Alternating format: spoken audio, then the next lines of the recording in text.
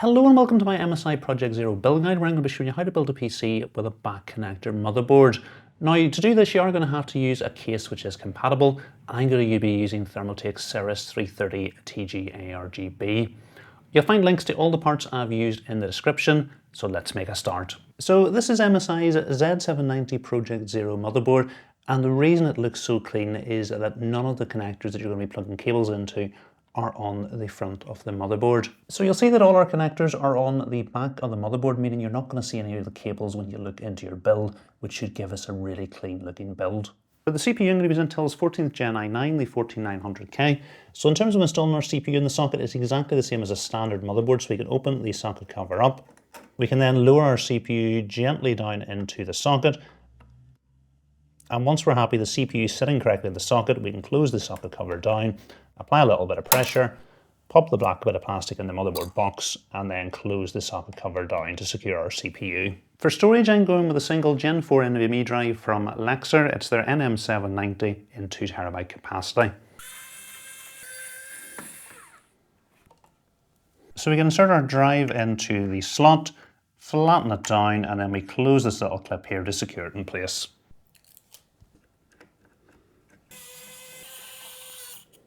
We're going to be installing our RAM in the second and fourth slot along from the CPU, so we'll open the clips on these slots.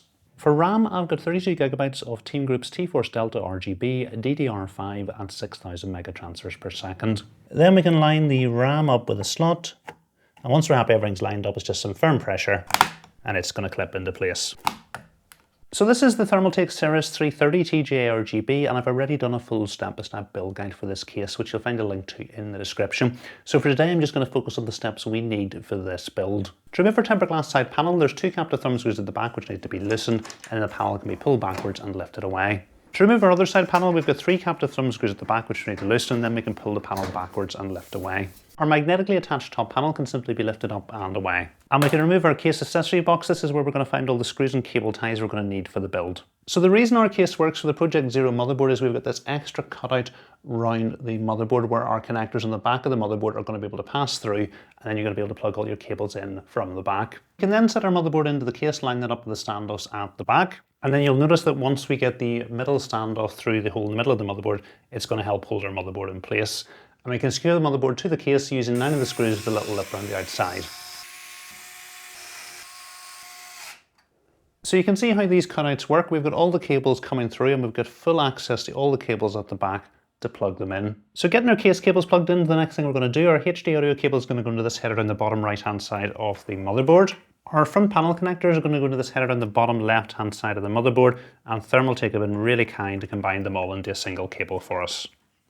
Our front panel type C header is here, so we'll plug our cable into it.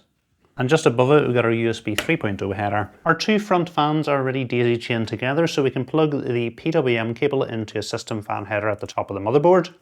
And we can also plug the ARGB cable in at the top as well. We've got a PWM splitter cable coming from the fans we've already plugged in, so we can plug our rear case fan into it.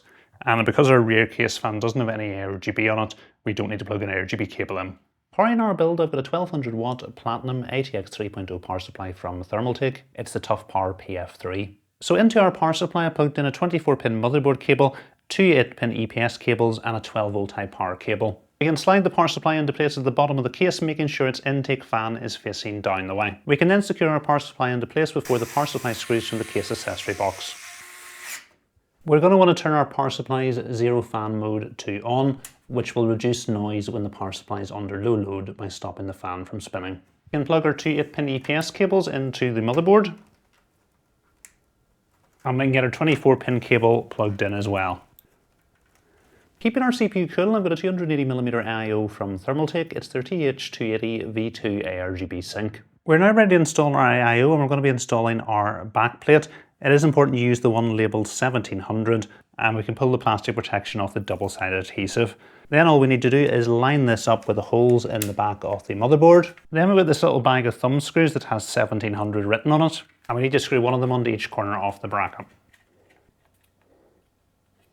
We need to put the Intel mounting bracket onto our pump. It's just a matter of lining it up at the side and then pushing it in, and then when it goes in, it will give a nice click into place. We can then set our fans onto the radiator and secure them into place with the long radiator screws.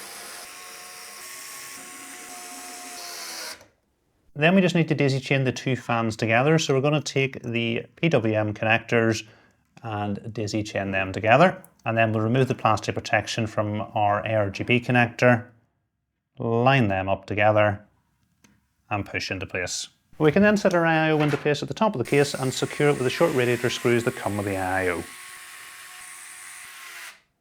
And we can then replace our case's top panel.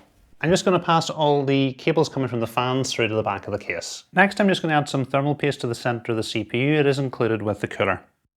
We need to remove the plastic protection from our IO's cold plate. And another thing I like to do is just wrap our cables round the bracket, so that's going to help organize them up towards the top of the motherboard. Then we can line our pump up with the bracket we've installed to the motherboard, and we just need to get a thumb screw onto each corner. And then we just need to tighten each corner up in turn. And again, we can just pass all the cables coming from our pump through to the back of the case. And you can see then how routing the cables around this bracket helps organize them. Once we turn this on, if the logo on it is round the wrong way, it is rotatable. It's just a matter of turning it round to get it into the correct position. And then we can remove the plastic protection from the pump. We can plug the PWM cable coming from our pump into our pump header, and the PWM cable coming from our fans into our CPU fan header. So just realising it would have made more sense to plug our case fans into the ARGB header at the bottom of the motherboard. So I'm going to unplug it from this header and we'll plug it in to the bottom of the motherboard. We can then plug the ARGB cable coming from our pump into the header at the top of the motherboard, and then we can remove the splitter cable coming from it and plug the ARGB cable coming from our fans into the splitter cable. We're now ready to install our GPU, so we're going to need to remove the bracket cover and the second and third slot cover from the top. For the graphics card, I'm going to be using MSI's Gaming X Slim RTX 4070 Super. We can open the clip in the top PCIe slot. We can then line our graphics card up with a slot, and once we're happy everything's lined up, some firm pressure to the graphics card, and it's going to clip into place. And then we can secure it into place at the back.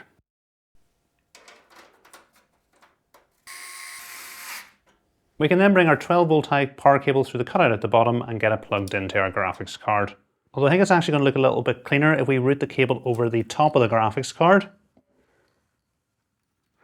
and then bring our IO tubes down to help hide it. And that way when we look in at the bottom, it's going to seem completely cableless. Okay, last thing to do is some cable management.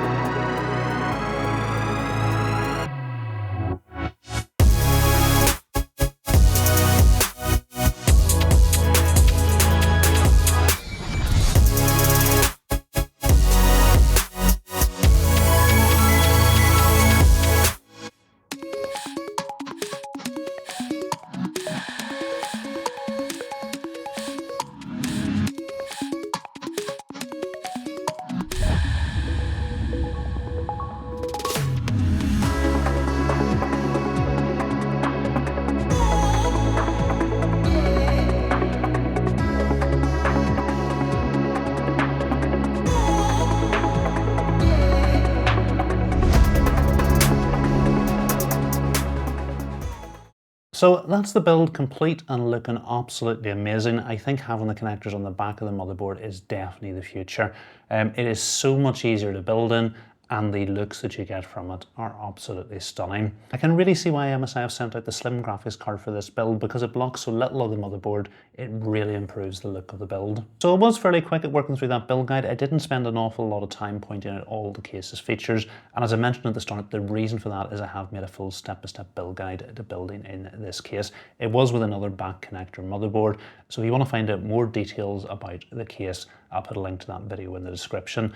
Likewise, if you don't know how to set the PC up, I'll put a link to another video that covers all that in the description. But what I want to do now is take a look at the temperatures. So our i9-14900K idled at 33 degrees and reached a maximum of 102 degrees during a 10-minute IDA64 stability test. During the test, it was up to a maximum of 18% thermal throttling. Our Gaming X Slim 4070 Super idled at 27 degrees and reached a maximum of 65 degrees during the stability test. In terms of noise levels, running the stock motherboard fan curves, we had average noise levels of 38 decibels at idle and 53 decibels under load. The excessive noise was coming from our case fans, and just setting up a simple custom fan curve, I was able to bring that noise down by 5 decibels to a very acceptable 33 decibels at idle. So in terms of the temperatures, they're really what I would expect. The i9-14900K is an incredibly difficult CPU to cool, and during an IDA64 stability test with the stock motherboard settings, it is overheated and thermal throttled in every test that I have run. In terms of building in the case, this was a really easy build to do, so if you were a first-time PC builder, I don't think you have any problem following along to this. And as I mentioned, this is the second build I've done in this case. The previous one I went with a 360mm radiator at the front, and a 280 at the top is definitely much easier to do. Compared to the last build, I did think the white version of the case looked better than the black version that I've got here, but that's maybe just my own personal preference. So you can check out the two videos and see which of them you think looks best. In terms of the back connector motherboards and MSI's Project Zero, this really is the future, and I think it's going to be really hard to go back to a standard motherboard, bring cables through and plug them in the main body of the case where they're going to be on display. And I imagine in a year's time, this is going to be the way we're going to be building all our PCs. So hopefully you have enjoyed this build guide. If you have, please remember to give it a thumbs up. And if you're not currently subscribed to the channel, please hit the subscribe button as well. Thanks for watching.